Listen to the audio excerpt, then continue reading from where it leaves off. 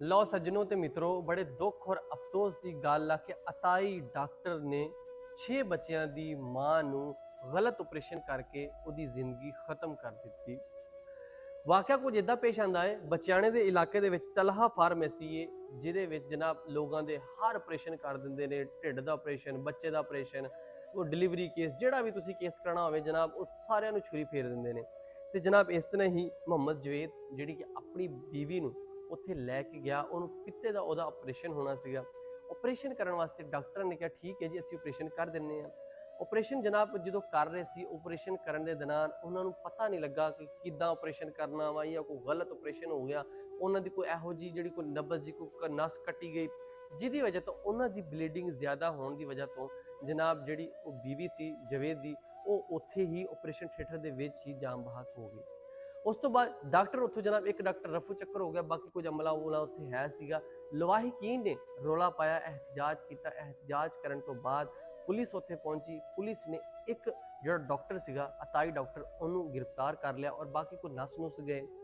ਜਨਾਬ ਵਾਕਿਆ ਕੁਝ ਇਹ ਹੈ ਵਾ ਕਿ ਹਰ ਗਲੀ ਦੇ ਵਿੱਚ, ਹਰ ਰੋਡ ਦੇ ਉੱਤੇ ਫਲਾਂ ਕਲੀਨਿਕ ਤੁਸੀਂ ਇਹ ਆਪਰੇਸ਼ਨ ਕਰਵਾ ਸਕਦੇ ਹੋ, ਹਰ ਆਪਰੇਸ਼ਨ ਦੀ, ਹਰ ਮਰਜ਼ ਦੀ ਸਾਡੇ ਕੋਲ ਦਵਾ ਹੈ, ਤੁਸੀਂ ਜੋ ਕਰਵਾਉਣਾ ਸਾਡੇ ਕੋਲ ਆ ਜਾਓ।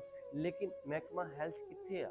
ਮਹਿਕਮਾ ਹੈਲਥ ਨੂੰ ਇਸ ਗੱਲ ਦਾ ਕਿਉਂ ਨਹੀਂ ਪਤਾ ਕਿ ਇਸ ਤਰ੍ਹਾਂ ਲੋਕਾਂ ਦੇ ਆਪਰੇਸ਼ਨ ਕੀਤੇ ਜਾ ਰਹੇ, ਲੋਕਾਂ ਦੀ ਜ਼ਿੰਦਗੀਆਂ ਦੇ ਨਾਲ ਖੇਡਿਆ ਜਾ ਰਿਹਾ ਵਾ? ਕਿਉਂ ਨਹੀਂ ਇਹਨਾਂ ਦੇ ਖਿਲਾਫ ਕਾਰਵਾਈ ਹੁੰਦੀਆਂ?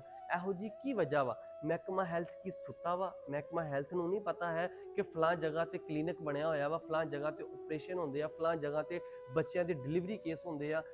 ਹੈਲਥ ਨੂੰ ਨਹੀਂ ਪਤਾ?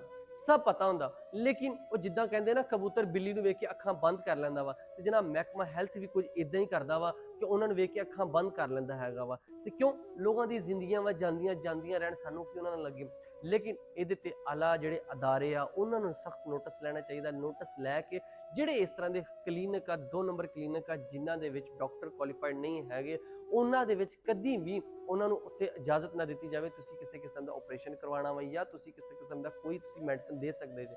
ਬਾਕੀ ਆਮ ਜਿਹੜੇ ਸ਼ਹਿਰੀ ਆ, ਉਹਨਾਂ ਅੱਗੇ ਵੀ ਮੇਰਾ ਇਹ ਮੈਸੇਜ ਆ ਕਿ ਮੇਰਾ ਵੀਰ, ਤੁਸੀਂ ਜਦੋਂ ਵੀ ਕੋਈ ਆਪਰੇਸ਼ਨ ਕਰਾਉਣਾ ਹੋਵੇ, ਕੋਈ ਵੀ ਕਿਸੇ ਕਿਸਮ ਦੀ ਲੱਤ ਦਾ, ਬਾਂਹ ਦਾ, ਢਿੱਡ ਦਾ, ਕੋਈ ਵੀ ਆ, ਤੁਸੀਂ ਸਰਕਾਰੀ ਹਸਪੀਟਲ ਜਾਓ। ਬੇਸ਼ੱਕ ਟਾਈਮ ਲੱਗ ਜਾਂਦਾ ਵਾ, ਮੈਂ ਮੰਨਦਾ ਉੱਥੇ ਰਸ਼ ਹੁੰਦਾ ਵਾ, ਟਾਈਮ ਲੱਗ ਜਾਂਦਾ ਵਾ, ਲੇਕਿਨ ਉੱਥੋਂ ਤੁਸੀਂ ਟਾਈਮ ਲੈ ਲਓ। ਟਾਈਮ ਲੈ ਕੇ ਤੁਸੀਂ ਆਪਣਾ ਉੱਥੇ ਡਿਲੀਵਰੀ ਕੇਸ ਕਰਾਓ, ਆਪਰੇਸ਼ਨ ਕਰਾਓ, ਜੋ ਵੀ ਕਰਾਉਣਾ ਸਰਕਾਰੀ ਹਸਪੀਟਲ ਦੇ ਵਿੱਚੋਂ ਕਰਾਓਗੇ। ਤੁਹਾਨੂੰ ਇਹ ਤਾਂ ਪਤਾ ਹੋਏਗਾ ਕਿ ਕਿਸੇ ਚੰਗੇ ਡਾਕਟਰ ਨੇ ਆਪਰੇਸ਼ਨ ਕੀਤਾ ਵਾ, ਨਾ ਕਿ ਇਦਾਂ ਦੇ ਅਤਾਈ ਡਾਕਟਰਾਂ ਨੇ ਜਿਹੜਾ ਲੋਕਾਂ ਦੀ ਜ਼ਿੰਦਗੀਆਂ ਖਤਮ ਕਰਦੇ ਨੇ।